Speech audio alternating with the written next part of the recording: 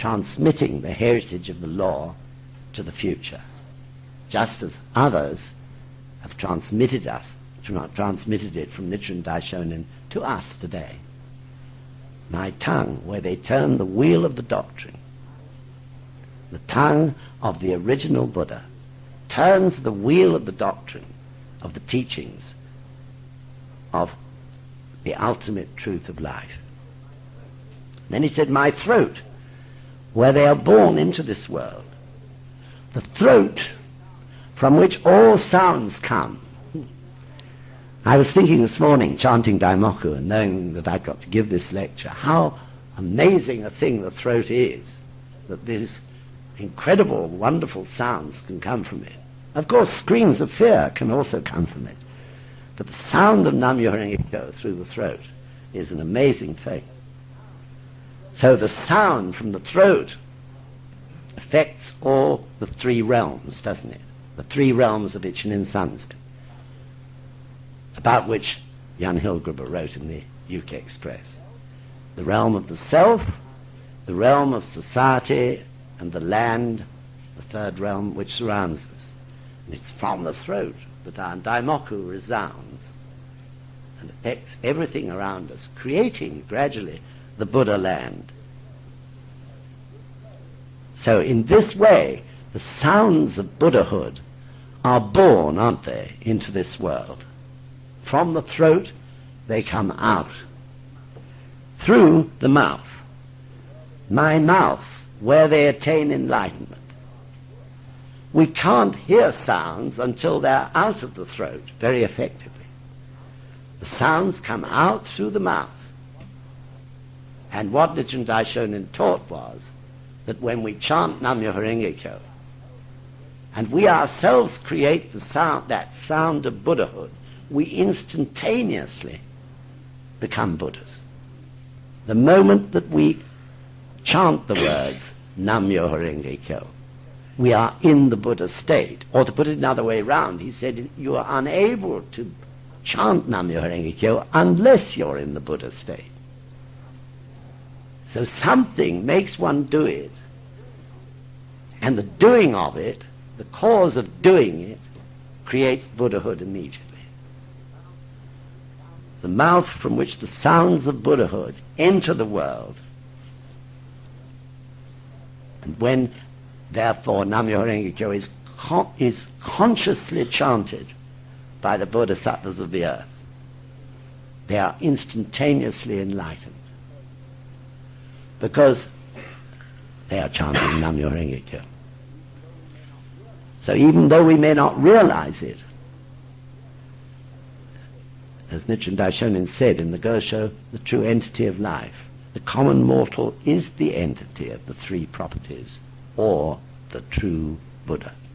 The common mortal is the entity of the three properties, or the true Buddha. If you want to look that up, it's on page 90 of volume 1. So, following that understanding, the inherent cause, in terms of cause and effect, the inherent cause made by the original Buddha was that deep in his flesh, as he puts it, he was enlightened to the ultimate secret law. That is the inherent cause, the self-enlightenment of the true or original Buddha, who understood the ultimate secret law within his life. And this led to the manifest effects as described in those 4 examples. The manifest effects in this world being from the heart and through the tongue, the throat, and the mouth. Do you all follow? The cause and effect. So the inherent cause which the original Buddha makes is that he is self-enlightened. In other words, in his words, deep in his flesh, he was enlightened to the ultimate secret law. And that inherent cause led and still leads to the manifest effects, right, which he describes in this Gosho through these examples of the heart, the tongue, the throat, and the mouth. The effects being the teaching and realization of Nam-myoho Renge Kyo through from his heart and from his tongue or throat and mouth. The person who spreads the law, in other words, with a capital P. Is that clear? All right. Regarding what you said earlier about him being originally enlightened, he says in that same sentence, although I live in such a state of heart, deep in this mortal flesh, I preserve the ultimate secret law, inherited from the Shakyamuni Buddha. What he's referring to there is documentary proof in that, in the Lotus Sutra, in the ceremony of the air, Shakyamuni says that a great votary will appear. All right, so that is for the purposes of documentary proof. And as you know, in various Gosho, he refers often to Shakyamuni for that reason. Okay. Right, can we go on? Okay, last part.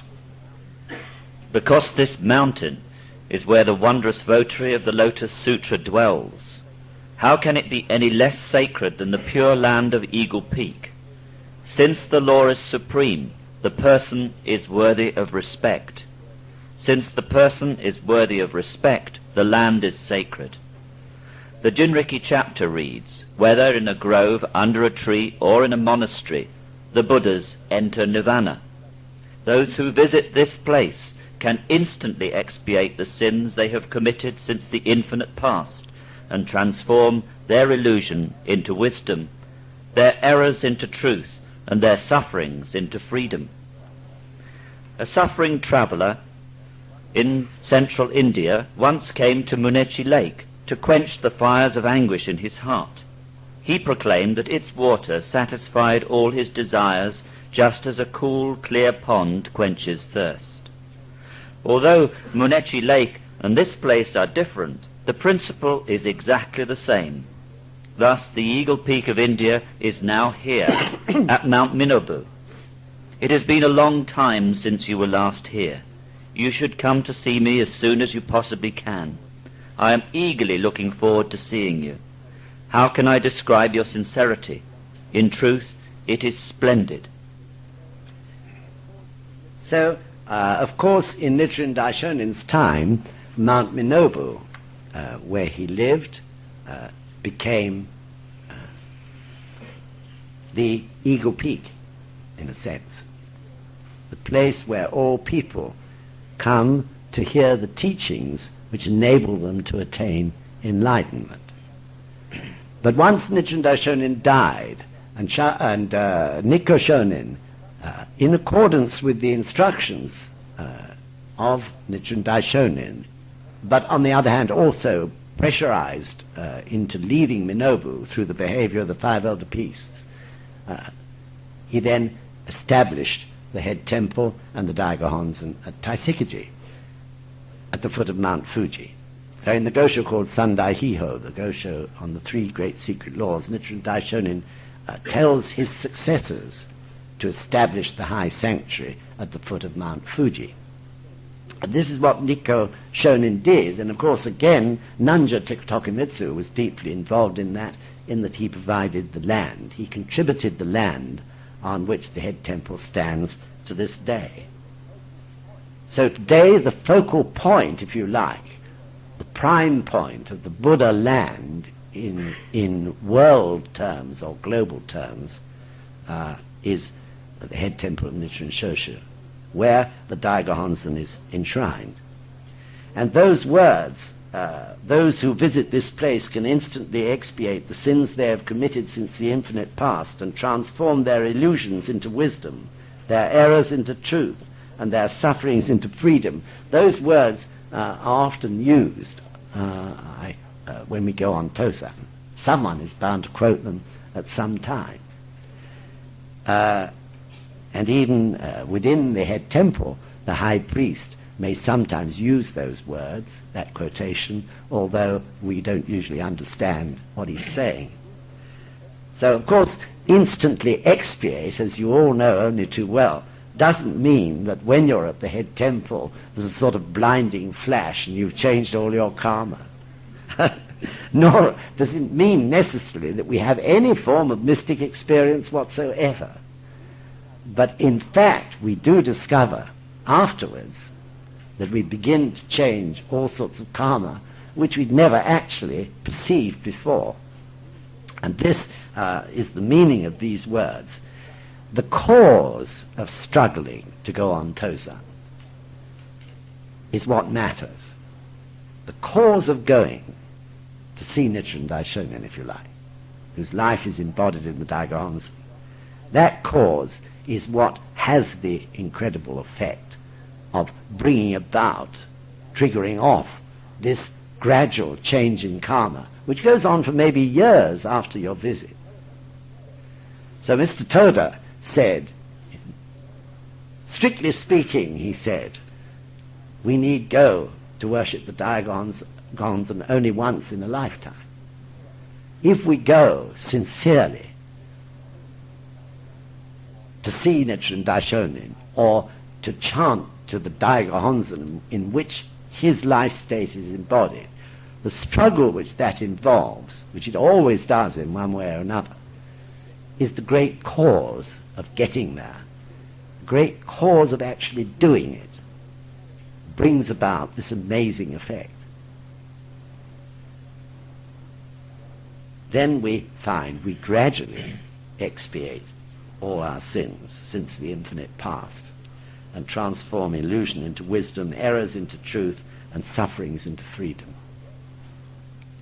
So I guess in years to come, it'll get to the point where one can only go to the head temple once in a lifetime, because the pure weight of numbers becomes greater and greater and greater. Even today, our chances of going on Tosan are very much less than they were 5 or 6 years ago. And the numbers get smaller, not greater. So this is purely the weight administratively in terms of numbers of people who pass through the head temple every day. So in Japan too, people who live not far away maybe even from the head temple still are unable to go now as frequently as they used to. And probably the average nowadays could be round about once every 4 or 5 years. Though those who are determined can do it more often still. But I believe the time will come that even those that are determined, won't be able to do it so frequently. For sure, this must happen. So, Nichiren Daishonin concludes by once again saying, you should come to see me as soon as possible. Longing to see this young disciple, perhaps knowing that it might be the last time that he saw him. And equally, of course, in that sense, in terms of the Daigo Honzen, Nichiren Daishonin is longing to see us all, at least once in a lifetime, and all of our members. So, though this is a very short Gosho, it is a very profound one, and a very important one, especially concerning the revelation which Nichiren Daishonin gives us, the fact that he is the original Buddha. So I ask you to do your very best to explain that. Now this is important, this point. It's absolutely the crux of the doctrine of Nichiren Shoshu. And it's not always easy to understand. It's not always, even for some people, easy to believe. So the way you can put it across with your faith behind it will be very important for a lot of people listening to your lecture. So thank you very much indeed. Many thanks. Thank you very much. Thank you.